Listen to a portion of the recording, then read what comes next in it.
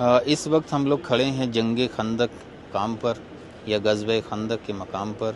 یہاں پر ایک اسلام کی ایک اور مشہور ترین جنگوں میں سے جو جنگ تھی جس کو غزوہ خندق یا جنگ خندق بھی جو ہے بولا جاتا تھا، وہ یہیں پر ہوئی تھی۔ اور اس کو نام جو ہے خندق اس لیے دیا جاتا ہے کیونکہ مدینہ شہر کے دفاع کے لیے جو ہے ایک خندق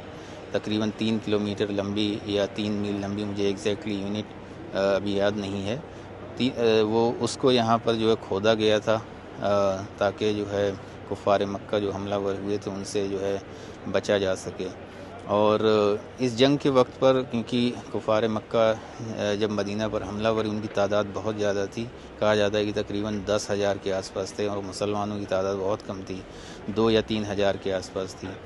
کفار مکہ مدینہ منورہ پر جب حملہ ور ہوئے اور خبر آئی کہ بہت بڑا لشکر آ رہا ہے، تو مدینہ میں سبھی لوگ حضور پاک صلی اللہ علیہ وسلم اور تمام صحابہ کرام جو ہے بیٹھ کر یہ مشورہ کرنے لگے کہ کیا طریقہ کار اپنایا جائے مدینہ منورہ کے دفاع کے لیے، کیونکہ اتنا بڑا لشکر ہے، کیا ان سے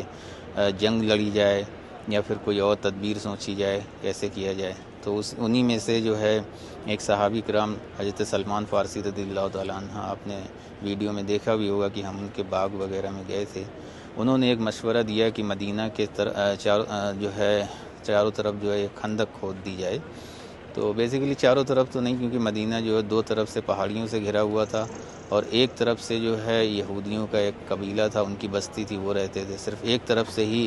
اگر کسی کو انٹر ہونا تھا تو وہ اسی راستے سے آ سکتے تھے، تو اسی راستے پر جو ہے خندق جو ہے کھود دی گئی تھی۔ اور حضرت سلمان فارسی یہ فارس سے آئے تھے، ایران سے آئے تھے، ان کے نام میں اسی لیے فارسی بھی لگا ہوا ہے۔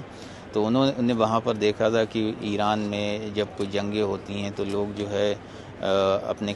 قلعے یا اپنے شہر کے دفاع کے لیے اس طریقے کی جو ہے نا تدبیریں کرتے ہیں، جس میں وہ خندق کھود دیتے ہیں اپنے چاروں طرف، یا تو انہی کے مشورے پر جو ہے عمل کرتے ہوئے جو ہے یہاں پر بھی جو ہے ان دونوں پہاڑوں کے بیچ میں خندق کو کھودا گیا۔ اور جب کفار مکہ کا لشکر جب یہاں پر پہنچا تو وہ یہ دیکھ کر بڑا سرپرائز ہوئے، کیونکہ انہیں لگ رہا تھا کہ اس بار جو ہے ان کی تعداد بہت زیادہ ہے اور وہ جنگ میں جیت جائیں گے اور مسلمانوں کا جو ہے نام و نشان ختم ہو جائے گا۔ لیکن یہاں پر آنے کے بعد انہیں بڑا سرپرائز ہوا، کیونکہ اس طریقے کی جو طریقہ کار جو ہوتا تھا وہ اس ریجن میں نہیں ہوتا تھا۔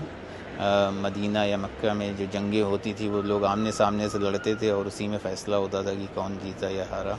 لیکن اس طریقے کا جو دفاع کار جو دیکھا گیا وہ پہلے کبھی نہیں ہوتا تھا، تو وہ بڑے سرپرائز ہوئے۔